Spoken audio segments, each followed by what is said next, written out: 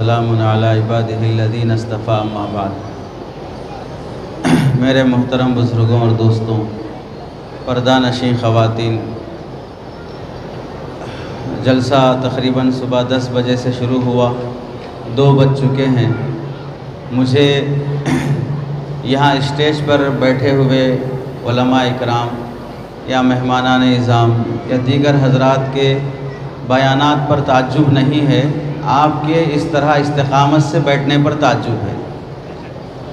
کہ 4 گھنٹے 5 گھنٹے مسلسل بیٹھ کر صبر سے سننا، یہ دلچسپی کی بات ہے، دین سے محبت کی بات ہے۔ اور جلسوں میں ایک بعد دیگر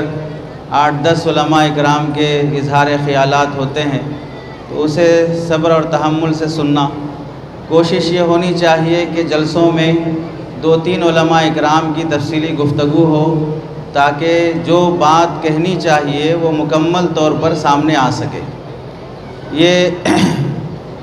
بریانی کے بعد میٹھا کھانے کی طرح ایک ٹکڑا لے لو اور پھر اس کے بعد اپنی جگہ لے لو، اس سے تو ظاہر سی بات ہے کہ آدمی کما حقہ سیکھ نہیں پاتا ہے کہ کیا بولنا چاہیے۔ اور دل رکھنے کے لیے اور عزت رکھنے کے لیے اس طرح کے اگر امور ہوتے ہیں تو جتنا سرمایہ، جتنا صرفہ، جتنا وقت ہم جلسوں میں خرچ کرتے ہیں، اس کو کما حقہ وصول کرنے کی بھی کوشش کرنا چاہیے۔ اب 2 بج چکے ہیں، بھوک لگ رہی ہے، پیاس لگ رہی ہے، گرمی لگ رہی ہے۔ اس وقت اگر جتنی بھی زیادہ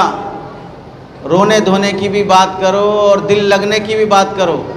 پھر بھی پیٹ بولے گا مزہ نہیں آ رہا ہے، اتنی دیر سے گفتگو ہونے کی وجہ سے۔ اور ہمارے ان اکابر علماء جو عمر رسیدہ ہونے کے باوجود، بیمار ہونے کے باوجود بھی ہم لوگوں کی ہمت افزائی کے لیے استقامت سے بیٹھے ہیں، پسینہ ہے، بیماریاں ہیں، وقت ہے، اس سب کے باوجود بھی تحمل کے ساتھ بیٹھے رہنا ان حضرات کی سب سے بڑی قربانی ہے۔ میں یہاں پر حاضر ہوا تھا افتتاح درس بخاری کے عنوان سے، تو میرا خیال تھا کہ درس بخاری اور امام بخاری رحمۃ اللہ علیہ سے متعلق کچھ کہا جائے، تو پھر وقت ایسا تنگ ہو گیا کہ 15-20 منٹ میں بات پوری پیش کر دینا ہے، تو افتتاح درس بخاری تو اب ممکن نہیں ہے، جو ہو چکا حضرت مولانا عتیق الرحمن صاحب نے کر دیا ہے۔ اس کے علاوہ مجھے جو باتیں فی الوقت ذہن میں ہیں، مضمون اور موضوع تو پورا ذہن سے ڈیلیٹ ہو گیا ہے، باقی جو باتیں مجھے عرض کرنی ہے وہ یہ ہے، لڑکیوں کو دینی تعلیم دینا۔ ہم آپ حضرات سے تھوڑا کھلی بات یہ کرتے ہیں، لڑکیاں ہوں یا لڑکے ہوں، مدرسے میں پڑھنے والے زیادہ ہیں یا اسکولوں میں پڑھنے والے زیادہ ہیں؟ لڑکیاں مدرسے میں زیادہ پڑھتی ہیں یا اسکول میں زیادہ پڑھتی ہیں؟ لڑکے مدرسے میں زیادہ پڑھتے ہیں یا اسکول میں زیادہ پڑھتے ہیں؟ ظاہر سی بات ہے اسکول میں زیادہ پڑھتے ہیں، مدرسوں میں لڑکے بھی کم پڑھتے ہیں، لڑکیاں اور کم پڑھتی ہیں۔ تو آپ بتائیے، سماج کو ایک انجینئر ہونا، ڈاکٹر ہونا، لائر ہونا، IPS ہونا، IS ہونا، یہ سب دینے کی ذمہ داری مدرسے والوں کی ہے یا اسکول کالج والوں کی ہے؟ کس کی ذمہ داری ہے؟ لاکھوں روپے فیس وصول کرنے والے کون ہیں؟ فیوچر بتا کر جاب ملتی، نوکری ملتی، کمپنی میں آپ فلاں CEO بن جاتے، فلاں ہوتا، یہ سب فیوچر بتا کر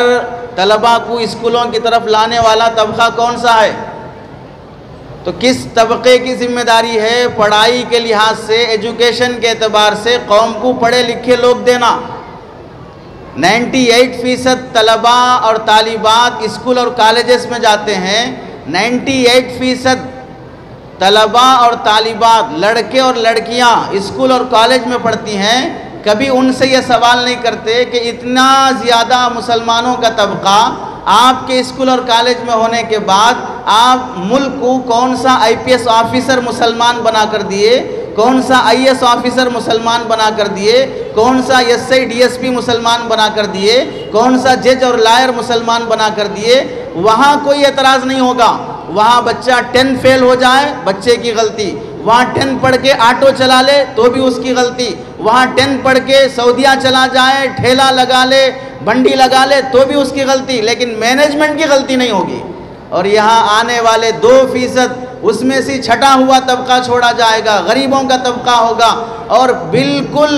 زمینی سطح پر محنت کرنے کے بعد تیار کرنا پڑے گا۔ اس کے بعد بھی رزلٹ اور نتیجے کا مطالبہ ڈھٹائی سے کیا جائے گا۔ یہ دو طرفہ رویہ کس قدر ظالمانہ سلوک ہے مدارس کے ساتھ۔ دوسری بات مجھے عرض کرنی ہے، لڑکیوں کی تعلیم، اور چاہے وہ مدرسے سے ہو چاہے وہ اسکول سے ہو، اس کے لیے دینی تربیت نہ ہونے کی وجہ سے آپ ہمیں بتائیے 2000 کے بعد سے، سن 2000 کے بعد سے ہمارے مسلمان سماج میں لڑکیوں کے غیروں کے ساتھ جانے کے واقعات،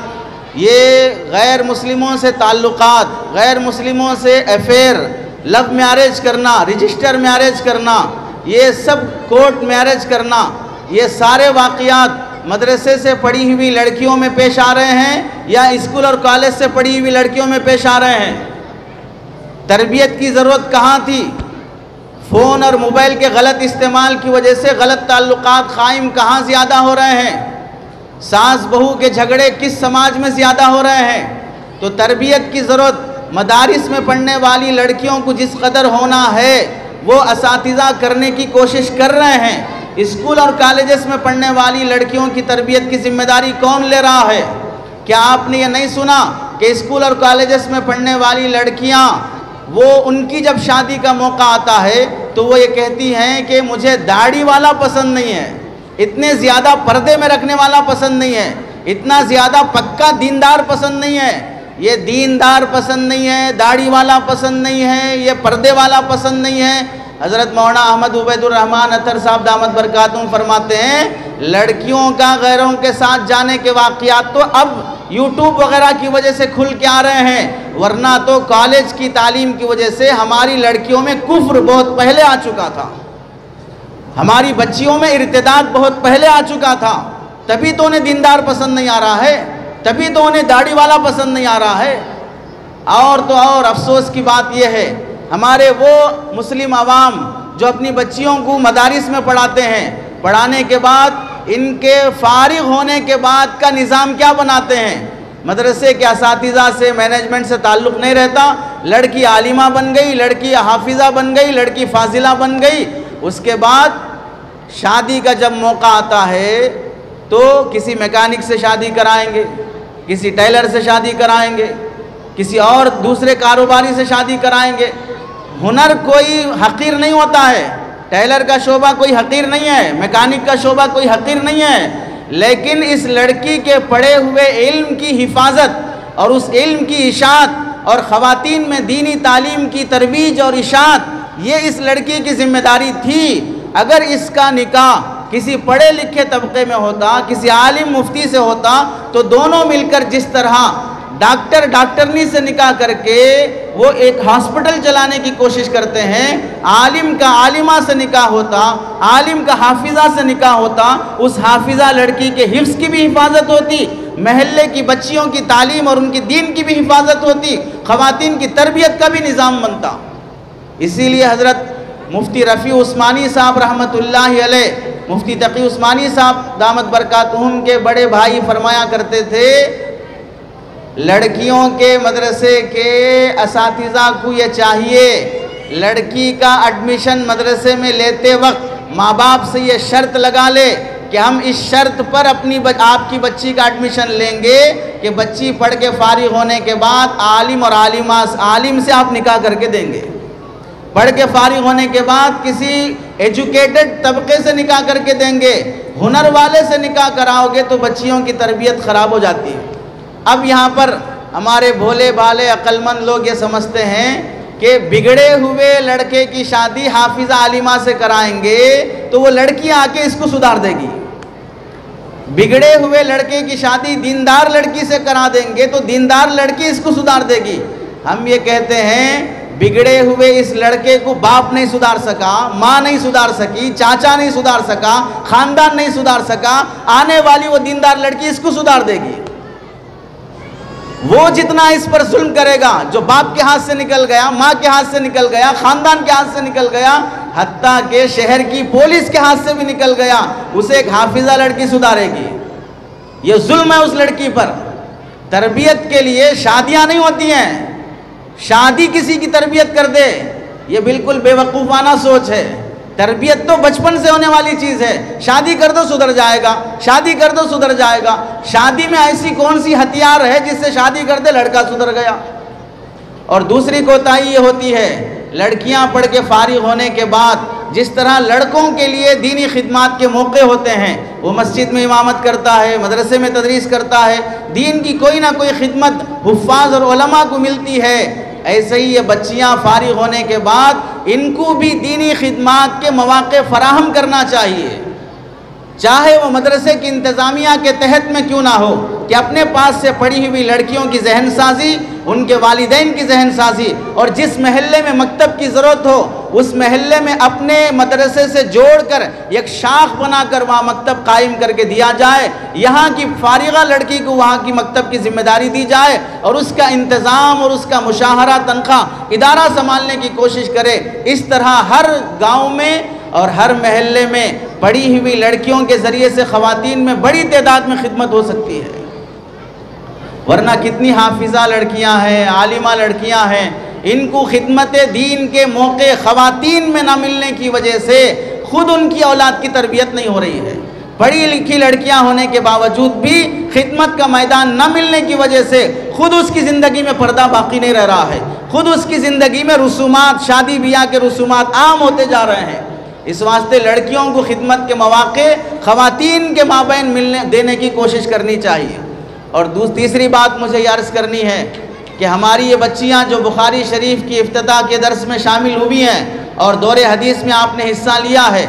آپ بڑی مبارکباد قابل تعریف ہیں کہ بخاری شریف تک آپ پہنچ گئی ہیں، یہ استقامت اللہ نے آپ کو عطا کی ہے۔ یہاں پر یہ سمجھیں، بخاری شریف تک پہنچنے میں ہو سکتا ہے آپ کو 5 سال لگے ہوں، 6 سال لگے ہوں،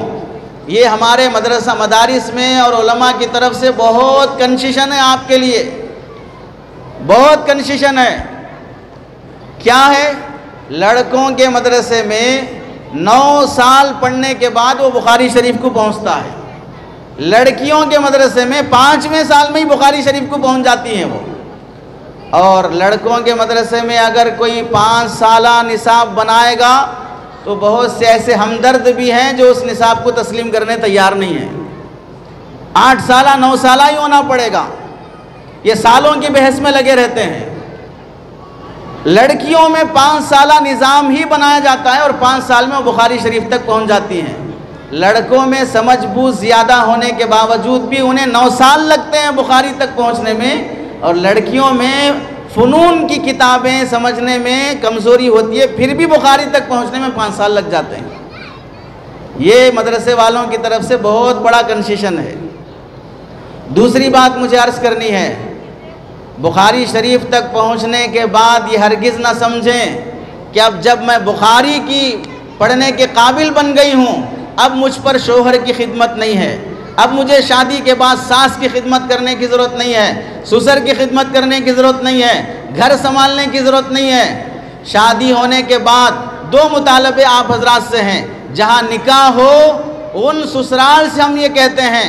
بہو عالمہ ہے، حافظہ ہے، معلوم ہونے کے بعد آپ نے اسے اپنی بہو بنایا، آپ کی ذمہ داری ہے اس بہو کو خدمت کے موقع فراہم کرنا۔ بہو چاہتی ہے کہ گھر میں مکتب چلائے، بہو چاہتی ہے کہ گھر میں بڑی خواتین کو قرآن پڑھائے، ساس کی طرف سے رکاوٹ، خسر کی طرف سے رکاوٹ، جٹھانی کی طرف سے رکاوٹ، نڑن کی طرف سے رکاوٹ، وہ پڑھانے میں ٹائم لگا رہے ہیں، ہم پکانا، ہم جھاڑنا، ہم دھونا۔ اللہ کی بندیوں، وہ خدمت دین میں لگی ہیں اور تم خدمت گھر میں لگی ہو، تم جو کچھ بھی خدمت کرو گی اس کے دین کی خدمت میں بھی تمہیں بھی ثواب ملے گا۔ تقسیم کر لیا جائے کام تاکہ ہمارے گھر سے دین عام ہو، ہماری گھر کی خواتین پڑھانے میں مصروف رہیں، محلے کی خواتین کو قرآن سکھانے میں مصروف رہیں۔ اور دوسری درخواست یہ ہے، علم آنے کے بعد عام طور سے اس میں تھوڑا بہت تکبر اور زام آ ہی جاتا ہے، اس کی وجہ سے ہرگز یہ نہ سوچا جائے کہ ہم خدمت سے بری ہو جائیں گے۔ شوہر کی خدمت ابھی بھی رہتی ہے، ماں باپ کی خدمت ابھی بھی رہتی ہے، والدین کی خدمت ابھی بھی رہتی ہے۔ ایک بہت بڑی چیز جو ہمارے اندر پیدا ہونی ہے، امام بخاری رحمت اللہ علیہ اتنے بڑے عہدے اور منصب پر پہنچے ہیں دو باتیں بہت بنیادی تھیں، ایک والد کی محنت، دوسری والدہ کی محنت۔ والد کی محنت کیسی تھی؟ جب امام بخاری رحمت اللہ علیہ کا انتقال ہونے لگا، انہوں نے اپنے دوست کو بلایا اور کہنے لگے میرے پاس جو کچھ بھی سرمایہ بچا ہے یہ تم اپنے پاس امانت رکھو اور اس پیسے سے میرے بچے کی تعلیم و تربیت پر خرچ کرنا۔ اور سنو، مجھے یاد ہے میں نے اپنی زندگی میں ایک پیسہ بھی اپنی اولاد پر حرام کا نہیں، ڈاؤٹ فل کا بھی میں نے خرچ نہیں کیا ہے۔ حلال حرام کا نہیں، ڈاؤٹ فل کا بھی پیسہ میں نے اپنی اولاد پہ خرچ نہیں کیا ہے، پیور حلال پیسہ میں نے اپنے بچے پہ خرچ کیا ہے۔ اور تم بھی یہ کوشش کرو کہ یہ پیسہ لے کر میرے بیٹے پر اس کی تعلیمی اخراجات کی ذمہ داری حلال پیسے سے کرو۔ تو باپ کا اپنی اولاد کے لیے حلال پیسے کا انتظام کرنا یہ نسل کی تربیت میں بہت بڑا دخل رکھتا ہے۔ اور اگر حرام کمائی سے اپنی اولاد کو تعلیم دیں گے یا کھلائیں پلائیں گے تو ایسا ہی سمجھ لو، پیٹرول کی گاڑی میں ڈیزل، ڈیزل کی گاڑی میں پیٹرول ڈالو گے تو پیچھے سے دھواں نکلے گا۔ ایسے ہی اولاد کو حلال کے بجائے حرام دو گے تو نسل میں سے بھی وہ نافرمانیاں نکلیں گی، وہ بغاوتیں نکلیں گی۔ تو باپ کی ذمہ داری ہے اولاد کو حلال کی غذا کی طرف توجہ دینا، اور ماؤں کی ذمہ داری ہے اللہ سے ایسا مضبوط تعلق، اللہ سے ایسا مضبوط تعلق کہ ماں کی دعائیں آسمان پر پہنچنے سے پہلے ان کی اولاد کے حق میں اللہ کی طرف سے فیصلے نازل ہو جائیں، اس کے لیے ہاتھ اٹھائے گئے وہ جھکنے سے پہلے اولاد کے حق میں اللہ کے لیے اللہ کی طرف سے فیصلے آ جائیں۔ امام بخاری رحمت اللہ علیہ کی والدہ کا تعلق اللہ سے اس قدر مضبوط تھا، نابینا بچے کو بینا بنانے کے لیے ماں کی دعائیں کافی تھی، نابینا بچے کو بینا بنانے کے لیے ماں کی دعائیں کافی تھی، انبیاء کو خواب میں دیکھنے کے لیے ماں کی نیکی کافی تھی۔ ایسا مضبوط نظام تعلق اللہ رب العزت سے خواتین کا ہونا چاہیے، تب جا کر بچوں میں وہ اثر پیدا ہوگا۔ آپ کو معلوم ہے کہ دنیا میں ایک شخص وہ گزرا ہے جو عدالتوں میں کیس لڑا کرتا تھا، وکیل تھا، جھوٹے بھی کیس آتے، اچھے بھی کیس آتے۔ جب اس کی شادی ہوئی، اس کے گھر دلہن آئی، جب وہ دلہن امید سے ہوئی، اپنے باپ کی طرف سے دیے گئے زیورات بیچ کر، بکری خرید کر، وہ گھر میں پال کر ان بکریوں کا دودھ نکال کر پیا کرتی تھی، اپنے شوہر کی کمائی جو کہ وکیل ہے اس کی کمائی سے اپنا گزارا نہیں کرتی۔ اس شوہر وکیل نے اپنی بیوی سے کہا میری کمائی پر تمہیں ڈاؤٹ ہے، میں حرام کما رہا ہوں، پھر کیوں میری کمائی کھانا نہیں چاہتی ہو؟ تو اس بیوی نے کہا میں امید سے ہوں، میں چاہتی ہوں کہ میرے بیٹے کو ڈاؤٹ فل والی کمائی نہ کھلاؤں، میں تمہاری کمائی کو حرام نہیں کہتی، لیکن وکیل اچھا کیس بھی لیتا ہے، جھوٹا کیس بھی لیتا ہے، اس میں ڈاؤٹ ہو سکتا ہے، اس لیے میں اپنے بچے کو حرام غذا بلکہ ڈاؤٹ فل والی غذا بھی کھلانا نہیں چاہتی ہوں۔ اس شوہر کو بھی غیرت آئی، اس نے اپنی عدالت کی اور وکالت چھوڑ کے دوسرے کاروبار میں لگ گیا۔ اس شوہر کی غیرت اور اس ماں کی یہ تقوی اور پرہیزگاری، اس ماں کی پیٹ سے جو بچہ جنم لیا، آج دنیا ساری کی ساری اسے علامہ اقبال کے نام سے جانتی ہے۔ علامہ اقبال رحمت اللہ علیہ انہی پاکیزہ ماں اور باپ کے بطن سے پیدا ہوئے ہیں۔ ماؤں کی یہ نیکیاں، ماؤں کی یہ تربیت کا اثر ہوتا ہے۔ امام بخاری کی والدہ میں دین کا شوق تھا، علم کی عظمت تھی، تبھی انہوں نے اپنے بچے کو حدیث کا عالم بنانے کے لیے چنا ہے۔ آج کی ماؤں کی بھی ذمہ داری بنتی ہے اپنی اولاد کو دینی تعلیم دینا۔ رسومات جب تک ختم نہیں ہوں گے گھروں میں تربیت نہیں آئے گی، تربیت کے بغیر رسومات ختم نہیں ہو سکتے ہیں۔ ہم جو مائیں گھر میں جھاڑو دینے کے لیے لڑ لیتے، جو بہنیں گھر میں برتن دھونے کے لیے لڑ لیتے، جو بہنیں گھر میں ساس بہو کے چھوٹے چھوٹے مسائل میں جھگڑا کر لیتے، ان ماؤں اور بہنوں کی گود میں ٹیپو سلطان کی امید نہیں رکھنی چاہیے۔ جھاڑو کے لیے جھگڑا کرنے والی وہ ملک کے لیے لڑنے والے کیا مجاہد پیدا کریں گے؟ برتن کے لیے لڑنے والے، چھوٹے عزائم کے لیے جینے والے، وہ بڑے عزائم کی اولاد پیدا نہیں کر سکتے۔ اس لیے ماؤں کو چاہیے کہ اب بڑے بلند عزائم رکھیں، اور پھر یہ سوچیں آج کی ان خواتین کا اور لڑکیوں کا کام کمپنیاں سنبھالنا نہیں ہے، آفس سنبھالنا نہیں ہے، اس سے بڑی آگے کی چیز ایک نسل کو سنبھالنا ہے، ایک جنریشن کو سنبھالنا ہے۔ ایک مشین کو سنبھال لیا، ایک کمپنی کو سنبھال لیا، یہ کوئی بڑا کارنامہ نہیں ہے۔ وہ تو نچلی ذات کے لوگ بھی سنبھال رہے ہیں، وہ تو یہودی اور عیسائی بھی سنبھال رہے ہیں۔ یہ کمال نہیں ہے، مسلمان لڑکیوں کا درجہ اور مقام اور کمال یہ ہے کہ وہ ایک جنریشن پیدا کرے، وہ ایک نئی نسل کو سنبھالے، اور یہ بہت بڑا کارنامہ ہے۔ مشین بنانے سے بھی زیادہ مشین چلانے والے انسان کو بنانا بہت بڑا کارنامہ ہے۔ اس واسطے آپ سمجھو، یہ لڑکیوں کی عصری تعلیم، اسکول کی تعلیم، کالج کی تعلیم، یہ جو نعرے لگ رہے ہیں بالکل پڑھائیے، لیکن ہمارا ایک سوال یہ بھی ہے 98% لڑکیاں اسکول اور کالج میں پڑھنے کے بعد کتنی ہمارے ملک میں یا کتنے پڑوس ملک میں یا پوری دنیا میں کتنی ایسی لڑکیاں ہیں جو صدر جمہوریہ بنی ہیں، کتنی ایسی لڑکیاں ہیں جو وزیر اعظم بنی ہیں، کتنی ایسی لڑکیاں ہیں جو سیاست کے بڑے بڑے پوسٹ پر ان کو پہنچایا گیا ہے۔ دھوکے کا نعرہ ہے کہ لڑکیاں پڑھاؤ اور انہیں بڑے عہدے پہ پہنچاؤ۔ امریکہ خود بڑے عہدے پر اپنے یہاں کی لڑکیوں کو نہیں پہنچاتا ہے۔ پوری امریکہ کی ہسٹری میں ایک خاتون ہی ہے جو وزیر اعظم بن سکی یا صدر بن سکی ہے، باقی سب لڑکے اور مرد ہوتے ہیں۔ جھوٹے نعرے سے گھر کی عورتوں کو گھر سے باہر نکالا جاتا ہے اور ناجائز خواہشات کی تکمیل کی جاتی ہے۔ عورت کا مقام اور اس کا عہدہ گھر کی ملکہ بن کر رہنا ہے، گھر کی رانی بن کر رہنا ہے۔ گھروں میں ہونے والی اولاد کی تربیت اس کا بڑا کارنامہ اور اس کی بڑی ذمہ داری ہوتی ہے۔ ان مدارس کے ذریعے سے بچیوں کی تربیت، ان مدارس کے ذریعے سے سماج کی اصلاح، یہ بہت بڑا کارنامہ ہے۔ اللہ رب العزت سے دعا ہے کہ اللہ تعالی ہمیں عمل کی توفیق نصیب فرمائے اور اس ادارے کی ترقی کے اللہ تعالی فیصلے فرمائے۔ آمین وآخر دعوانا الحمدللہ رب العالمین۔